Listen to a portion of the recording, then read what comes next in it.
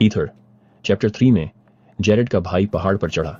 उसका दिल उम्मीद और विश्वास से भरा हुआ था। उसके हाथों में उसने 16 छोटे पत्थर उठाए हुए थे, सफेद, साफ, लगभग कांच की तरह चमकते हुए। वो एकदम छोटी पर गया और वहां उसने घुटने टेके और प्रभु से प्रार्थना की। उसने कहा, हे प्रभु, हम जानते हैं कि आप पवित्र हैं और स्वर्ग में रहते हैं। हम जानते हैं कि हम नालायक हैं। पतन की वजह से हमारे दिल कमजोर हैं। लेकिन उसे प्रभु का हुक्म भी याद था, प्रार्थना करो ताकि तुम अपनी इच्छाओं के अनुसार पा सको। उसने पत्थरों को ऊपर उठाया और विनती की, प्रभु, मैंने ये बनाए हैं, कृपया इन्हें अपनी उंगली से छुओ। इन्हें हमारे लिए अंधेरे में चमका दो ताकि जब हम समंदर पार करें तो हमें रोशनी मिल सके। प्रभु ने उसकी सुनी। चुपचाप, शक्ति से प्रभु ने अपना हाथ बढ़ाया और एक एक करके हर पत्थर को छुआ।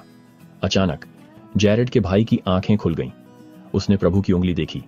वो एक इंसान की उंगली जैसी लग रही थी, मांस और खून की। अभिभूत होकर वो जमीन पर गिर पड़ा, डरा हुआ और हैरान। प्रभु की आवाज कोमल थी, उठो, तुम क्यों गिरे हो? जेरेड के भाई ने कांपते हुए जवाब दिया, मैंने आपकी उंगली देखी। मैं डर गया क्योंकि मुझे नहीं पता था कि प्रभु का शरीर मांस और खून का होता है। और प्रभु ने कहा, तुम्हारे विश्वास की वजह से तुमने मुझे वैसे ही देखा है जैसा मैं होऊंगा, मांस और खून के साथ।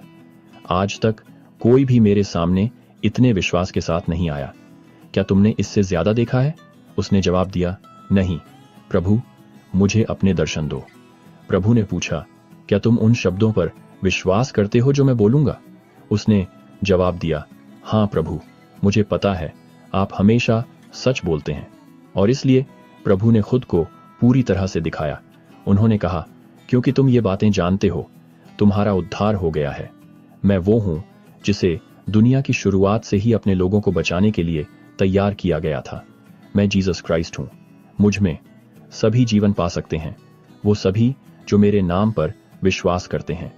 जो शरीर तुम देख रहे हो वो मेरी आत्मा है और एक दिन मैं अपने लोगों के सामने शरीर में प्रकट होऊंगा। जेरेड के भाई के विश्वास और ज्ञान की वजह से उसे पर्दे के पीछे नहीं रखा जा सका। उसने जीसस को देखा और प्रभु ने उसकी सेवा की। प्रभु ने उसे धरती के सभी निवासियों को दिखाया, धरती के कोने कोने तक। और फिर प्रभु ने कहा, इन चीजों को लिखो और उन्हें सील कर दो। अपने समय पर मैं इन्हें दुनिया को दिखाऊंगा। उसने उसे 2 पत्थर दिए, उरिम और थुम्मिम, अपनी लिखाई के साथ रखने और सील करने के लिए।